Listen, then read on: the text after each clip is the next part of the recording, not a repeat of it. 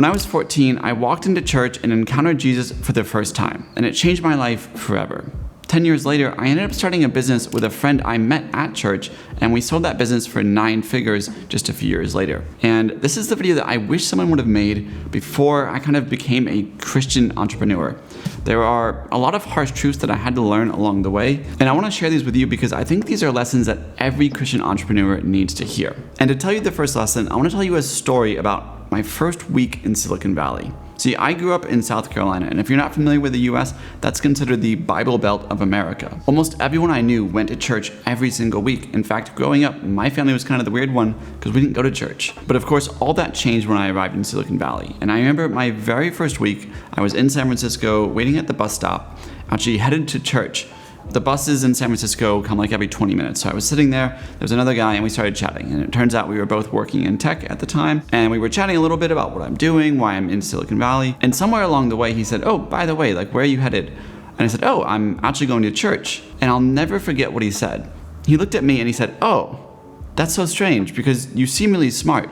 I can't even begin to explain how loaded that statement is. Hopefully you understand. And this is one of the harsh realities of being a Christian entrepreneur if you really want to play at the highest level. In these rooms, people will just assume you're not that smart.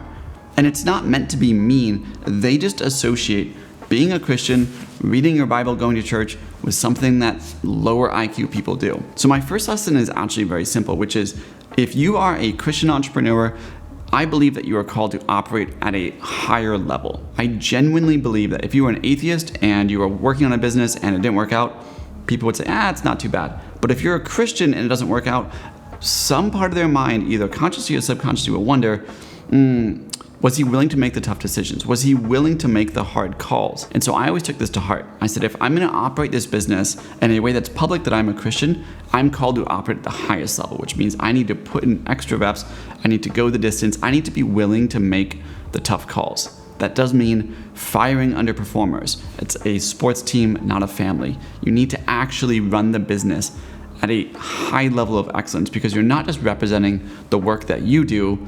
If you are an atheist, you're actually representing, on a subconscious way, the work of the Lord. And I believe that if you operate with integrity and honesty, you can represent the Lord very well, and he will give you favor. And this isn't meant to be like a sermon about favor or how the Lord's gonna give you prosperity. I'm just saying that if you are a Christian CEO, you're representing what's in this Bible, and so you better make those hard calls. Now, my second point I know is gonna be controversial. I can already see the comments, but I believe that you should actually not build a Christian business. And let me explain. When I was running my company, I made no attempt to hide the fact that I was a Christian. I met my co-founder at church. My first advisor I met at church. A lot of the people that were involved in the early stages of the business were Christians, but it wasn't because I was building a Christian company. It's just because those were the people in my network. I was going to church, I was new to Silicon Valley, so that's who I recruited from. And we were very clear not to build a Christian company because I think what happens with Christian companies is, one, you are competing against the entire market that you're in. And so everyone else, let's say a non-Christian company, can recruit from the entire market. But if you say, we're gonna be a Christian company, we're only gonna hire Christians, you only recruit from like a subset of the market. So I think that automatically puts you at a disadvantage. And unfortunately, I think it also limits your testimony. I think if you're a Christian CEO called to excellence, you should be recruiting from the widest net possible. And that means also being very accepting. Like in my company, some of the people that we hired were Christians, and I didn't even find out till after the fact, but we also had people from all sorts of religions. We had Muslims that would get down and pray multiple times a day. We had a special room dedicated for them so that they could do that. We were accepting of everyone, and people knew that I was a Christian, but it was not a Christian company. This is just my opinion. I'm not a pastor, I'm not giving you a sermon, but I believe that the best example you can set as a Christian is to welcome everybody, regardless of religion, regardless of sexuality, you name it. Everybody comes in, they're welcomed and actually treated as equals. And then you, as a Christian leader, set examples, and that is your testimony. You're not giving sermons every day. It's in the little decisions that you make, and the big ones, frankly, that show the team, hey, this is how I operate as a Christian, and that becomes your witness to them, not by like locking the doors and only allowing Christians in. Now, my third harsh truth is actually a time when being a Christian cost me a $10 million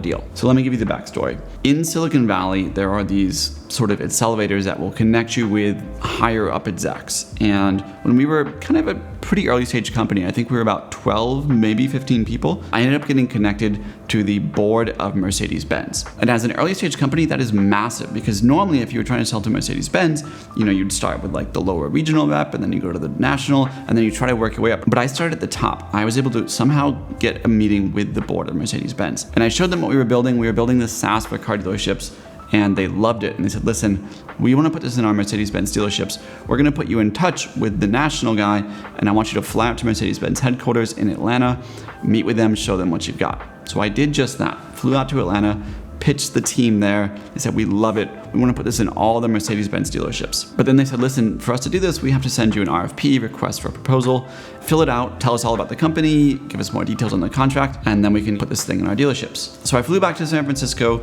met with my team, super excited, guys, this is going to be it. At the time, we would have been maybe $1 million a year in revenue. And this is like a $10 million deal. And so I was like, this is gonna make the company, guys. This is so big. So we immediately dove into the RFP and we started just writing everything. I think that thing was like 100 pages when we were done. The whole team was just huddled in the war room working on it. But there was this one section that really caused some drama. It was the section for Mercedes-Benz and said, list out your support. Who's on staff?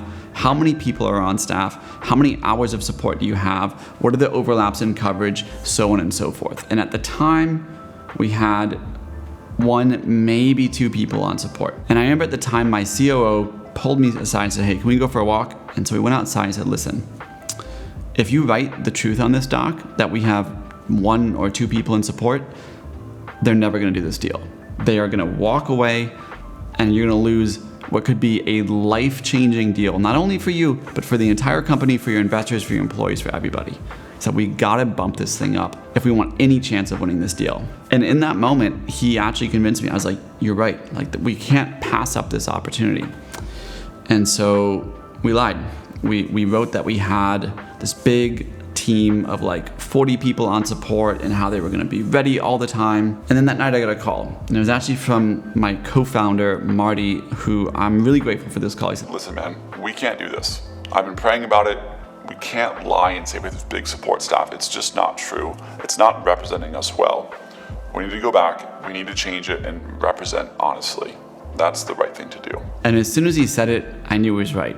And I'm really grateful for that call. So Marty and I pulled up the doc, we changed it, we put the right number of people in, and we sent it off to Mercedes-Benz. And this is the part in the story where I'm supposed to tell you that Mercedes-Benz came back, they were totally cool with it, we got the deal, high five, company crushed it, but we didn't. In fact, we never got the Mercedes-Benz deal. Once they passed on that opportunity, we never again saw the opportunity. It went to a competitor and it made them tons of money. And that's the harsh truth. I wish this story had a happy ending. We did sell for 9 figures later, so we didn't actually need that deal. But the reality is, I could have easily lied and probably gotten that $10 million deal. It was basically in the bag. But it would have represented us poorly. And because we were very publicly Christian operators of our business, I can only imagine what our employees would have said behind our backs. I'm sure they would have at least thought, these guys claim to be Christian CEOs, but when it comes down to it, they're just like everybody else. They're willing to bend the rules. They're willing to lie to make an extra buck. And at the end of the day, it gives me a lot of peace knowing that I can make a video like this, be honest with you about the downsides of what actually happened because we were honest, but be able to stand firm on the decisions that we made rather than getting caught in a lie or anything else that could have ended up in massive lawsuits, actually. Who knows? All right, my fourth lesson is a very simple one, but it's one that I just saw happen so many times in the business that I need to talk about it, which is God's plan is greater than your plan. And I'm really stubborn. I probably forgot this 1,000 times running the business, but I can't tell you how many times we basically said, listen, we've got this master plan, here's how it's gonna go, we're playing 3D chess, we've got all these things figured out, and the whole thing just blows up in our face. And what would always happen is I would freak out. not publicly in front of the team. I would actually leave the office and just be like, it's over. This is not gonna work out. We're gonna go bankrupt. We're gonna have to fire everybody. And in those moments, actually, my co-founder was always my rock. And he would be like, man, God's gonna work it out. I know he's got good things for us. And I'd believe him and not believe him, if that makes sense. I'd be like, yeah, but like, this is really bad.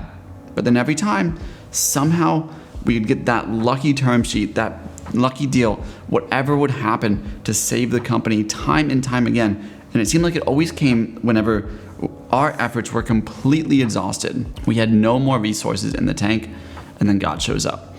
And so this is just maybe a reminder for you, in those moments, God shows up, but not in the way that you hope, but in the way that you need. And so I hope this encourages you through the ups and downs of entrepreneurship. And my fifth and final point, but probably the most important, is do not underestimate the actual business, wealth, wisdom in this book. If you're watching this, you've probably heard of Tony Robbins and how he's a billionaire. He's like the self-help guru of the presidents and the world's most successful people. But his original teacher was actually Jim Rohn. And Jim Rohn was a man of God. Jim Rohn constantly quoted the Bible and pulled everything he taught basically from the words in this book. And I can't tell you how many times I'm just going through my daily readings or even in a sermon at church, and there'll be something in this book that is so punchy and potent and helpful to me as a business person that you would swear it's like the latest trending YouTube video. This is a book that you should go back to time and time again as a Christian entrepreneur. And so with that, I want to leave you with two pieces of biblical wisdom that I think will really help you along your journey and encourage you as you go down this path. So first is 1 Kings 3. This is where the Lord appears to Solomon in a dream, and he says, I will quote it, "Ask for whatever you want me to give you." And Solomon thinks about this, and he can ask for anything: money, wealth, fame, you name it. And you know what he asks for? He asks for wisdom. And I want to read you what the Lord says here. The Lord was pleased that Solomon had asked for this. So God said to him, "Since you have asked for this, and not for long life or wealth for yourself, nor have you asked for the death of your enemies, but for the discernment in administering justice, I will do what you have asked. I will give you a wise and discerning heart, so that there will never have been anyone like you, nor will there ever be. Moreover, I will give you what you have not asked for." This is huge.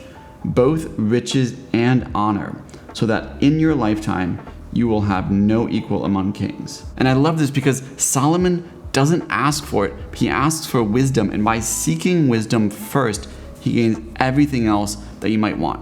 And this is also really important because as a Christian CEO, maybe you might feel like it's wrong to pursue money or chase success. But here the Lord actually shows that the wise receive these things, and it is of the Lord. It's a whole different topic. Maybe I'll make a video about it. But the point here is you should be seeking wisdom from the Bible. It's such a treasure trove of wisdom. And with that, I will leave you with my favorite verse of the Bible. It's Proverbs 29:18. "Without a vision, the people perish." I love this. It's your job as an entrepreneur to set the vision, to encourage your team. And it's right there in the Bible. It's so freaking cool. Now, at this point in the video, what I'm supposed to do is direct you to another video that is mine. That's what a good YouTuber would do. But that's not what I'm going to do. I'm actually going to send you to someone else's video because I came across this yesterday and I listened to the whole thing. I just loved it. It's actually this really calm, soothing voice reading the entire book of Proverbs. I threw it on while I was cleaning my house, and it set my day so straight, and I had such a wonderful light heart throughout the day. So I'll put a link, check it out, give it a listen. I love this video, and I hope this one helped too.